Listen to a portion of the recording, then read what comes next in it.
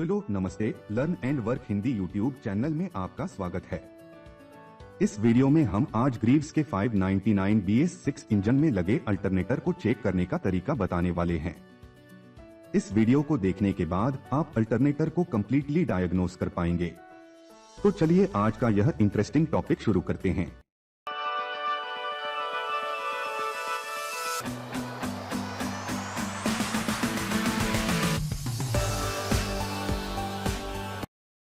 Welcome back. Greaves के इस BS6 engine में बॉश कंपनी का 35 एम्पियर आउटपुट वाला अल्टरनेटर लगा है, जो इंजन के पावर से फैन बेल्ट के द्वारा ड्राइव होता है और गाड़ी में लगे 12 वोल्ट के बैटरी को चार्ज करता है। इसको चेक करने से पहले यह जानना आवश्यक है कि यह काम कैसे करता है और हमें यह कब पता चलता है कि अल्टरनेटर से बैटरी चार्ज नहीं हो रहा है। अल्टरनेटर से बैटरी चार्ज कैसे होता है? जब ऑटो के इग्निशन की को ऑन किया जाता है, तब डैशबोर्ड कंसोल में लगे सभी इंडिकेटर एक साथ ऑन होते हैं और 1 बाय 1 बंद हो जाते हैं।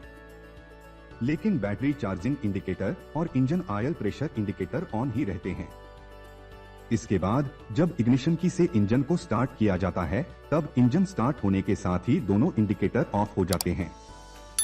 इससे ड्राइवर को यह पता चल जाता है कि इंजन में ऑयल का प्रेशर सही है और बैटरी भी चार्ज हो रहा है। ग्रीव्स BS6 इंजन वाले किसी ऑटो में अगर इस प्रकार का बैटरी चार्जिंग इंडिकेशन नहीं दिख रहा हो, तो यह सहज ही समझा जा सकता है कि बैटरी डीप डिस्चार्ज हो सकता है अथवा अल्टरनेटर चार्ज नहीं दे रहा है। अब हम इन दोनों कारणों को ध्यान में रखते हुए आगे बताए जा रहे डायग्नोसिस स्टेप्स को फॉलो करेंगे। इसके लिए आपके पास एक मल्टीमीटर का होना आवश्यक है, इसलिए अपने साथ एक डिजिटल मल्टीमीटर रख लें। अगर आपको मल्टीमीटर का प्रयोग आसान हिंदी भाषा में सीखना है, तो आप www.automobiletexter.com पर जाकर पढ़ सकते हैं और सीख सकते हैं। पेज का लिंक इस वीडियो के डिस्क्रिप्शन में दिया हुआ है।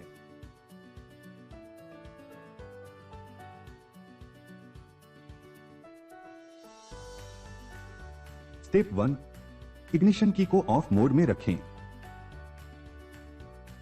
बैटरी के नेगेटिव और पॉजिटिव केबल, क्लस्टर यूनिट के सभी कनेक्शन, फ्यूज, अल्टरनेटर के सभी कनेक्शन और अर्थ केबल को चेक करें और यह सुनिश्चित करें कि सभी अच्छी तरह साफ हो और प्रॉपर तरीके से फिटेड हो। Conclusion and remedy. इग्निशन की को ऑन करें और चार्जिंग इंडिकेटर को विजुअली चेक करें। चार्जिंग इंडिकेटर ऑन होना चाहिए। इसके बाद इंजन को स्टार्ट करें और चार्जिंग इंडिकेटर को विजुअली चेक करें। चार्जिंग इंडिकेटर ऑफ हो जाना चाहिए। अगर ऐसा नहीं होता है तो अगले स्टेप को फॉलो करें। स्टेप 2, इग्निशन की को ऑफ मोड में रखें। मल्टीमीटर को 20 वोल्ट DC मोड पर सेट करें। मल्टीमीटर के ब्लैक प्रोब को बैटरी नेगेटिव टर्मिनल पर और रेड प्रोब को पॉजिटिव टर्मिनल से टच करें और बैटरी का वोल्टेज चेक करें। Expected reading. इस समय बैटरी का वोल्टेज 12.2 वोल्ट से लेकर 12.8 वोल्ट तक होना चाहिए। Conclusion and remedy.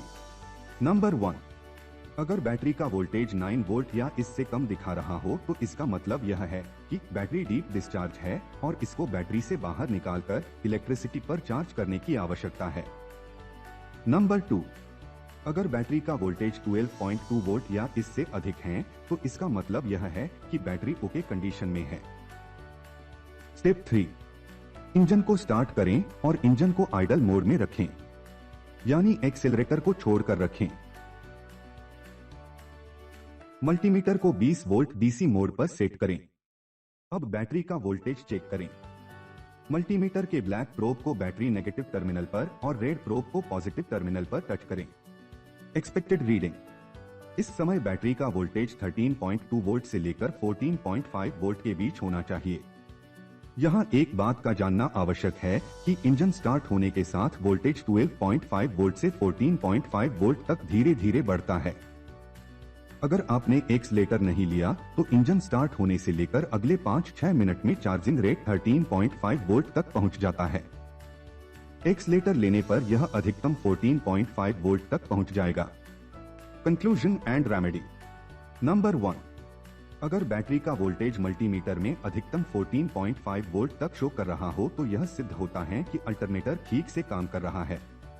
नंबर 2, अगर बैटरी का वोल्टेज 14.5 वोल्ट तक नहीं पहुंच पा रहा हो, अब आपको अल्टरनेटर को चेक करने की आवश्यकता है। Advance checking process of alternator. Alternator को चेक करने से पहले आइए इसके कनेक्शन पॉइंट्स को समझ लेते हैं। अल्टरनेटर के सभी कनेक्शन पॉइंट इसके पीछे की तरफ दिए गए होते हैं, जिसमें सिर्फ 2 ही कनेक्शन होते हैं, जिसमें एक होता है चार्जिंग आउटपुट टर्मिनल और दूसरा होता है charging indicator coupler. Charging indicator coupler को ए लाइन और चार्जिंग आउटपुट टर्मिनल को बैटरी पॉजिटिव या बी पॉजिटिव कहा जाता है। इसके अलावे इसमें एक और पॉइंट देखने को मिलता है। वैसे तो इसमें कोई कनेक्शन नहीं होता है, परंतु अल्टरनेटर को चेक करने के लिए इसकी जरूरत होती है। इस पॉइंट को डायोड पॉजिटिव या डी पॉजिटिव कहा जाता है। इग्निशन की को ऑफ मोड पर रखें। सबसे पहले 10 mm के स्पैनर से अल्टरनेटर के आउटपुट टर्मिनल को खोलकर अलग कर लें। सावधानी, स्पैनर और आउटपुट केबल बॉडी के साथ टच नहीं होना चाहिए, क्योंकि आउटपुट केबल बैटरी के पॉजिटिव टर्मिनल से कनेक्टेड रहता है। इसके बाद चार्जिंग इंडिकेटर कपलर को डिस्कनेक्ट कर लें। स्टेप 4, मल्टीमीटर को डायोड मोड पर सेट करें। मल्टीमीटर के ब्लैक प्रोब को डी पॉजिटिव और रेड प्रोब को ए लाइन पर टच करें। Expected reading. इस समय मल्टीमीटर पर रीडिंग 1 वोल्ट से ज्यादा होना चाहिए। Conclusion and remedy. अगर रीडिंग 1 वोल्ट से ज्यादा है तो अल्टरनेटर ठीक है। अगर रीडिंग 1 वोल्ट से कम है तो अल्टरनेटर में खराबी है और इसे सर्विस सेंटर में दिखाने की जरूरत है।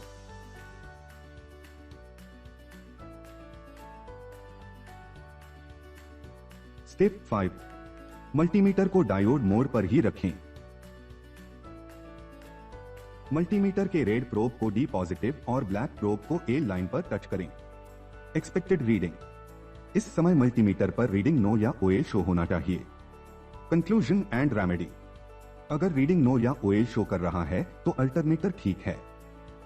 अगर रीडिंग नो या ओएल शो नहीं कर रहा है तो अल्टरनेटर में खराबी है और इसे सर्विस सेंटर में दिखाने की जरूरत है।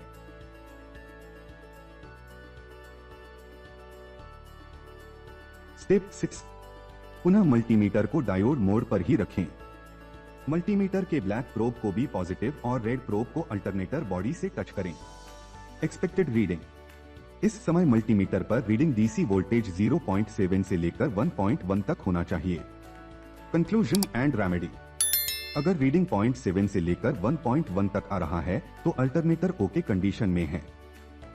अगर रीडिंग 0.7 से लेकर 1.1 तक नहीं आ रहा है तो अल्टरनेटर में खराबी है और इसे सर्विस सेंटर में दिखाने की जरूरत है।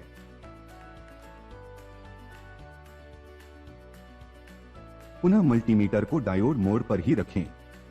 मल्टीमीटर के रेड प्रोब को बी पॉजिटिव और ब्लैक प्रोब को अल्टरनेटर बॉडी से टच करें। Expected reading. इस समय मल्टीमीटर पर रीडिंग नो या ओएल शो होना चाहिए। Conclusion and remedy. अगर रीडिंग नो या ओएल शो कर रहा है तो अल्टरनेटर ठीक है। अगर रीडिंग नो या ओएल शो नहीं कर रहा है तो अल्टरनेटर में खराबी है और इसे सर्विस सेंटर में दिखाने की जरूरत है। इस प्रकार आज आपने ग्रीव्स के 599 सीसी इंजन में लगे अल्टरनेटर का डायग्नोसिस प्रोसेस जाना। आपको वीडियो कैसी लगी हमें कमेंट करके अवश्य बताएं। साथ ही साथ अगर वीडियो आपको इन्फॉर्मेटिव लगी हो तो वीडियो को लाइक, शेयर और चैनल को सब्सक्राइब करें। तो मिलते हैं अगले सेशन में ऐसे ही यूजफुल और इन्फॉर्मेटिव वीडियो के साथ। तब तक के लिए जय हिंद।